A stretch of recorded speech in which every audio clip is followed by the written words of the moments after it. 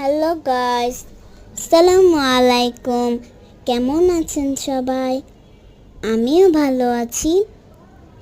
এটি হলো আমার আপুর বার্থডে পার্টি। এখানে আপুর সব ফ্রেন্ডদের ইনভাইট করেছি। সবাই এসেছে, তাদের মারাও এসেছে। আমার মা 3টি কেক বানিয়েছে। আমরা কেকগুলো কেটেছি সবাই মিলে। আমার মা কেকটি অনেক মজা হয়েছে। সারাদিন অনেক অনেক অনেক মজা করেছি। আমরা আড্ডা মেরেছি, গল্প গুজব করেছি, খেলাধুলা করেছি, দুপুরে লাঞ্চও করেছি। আবার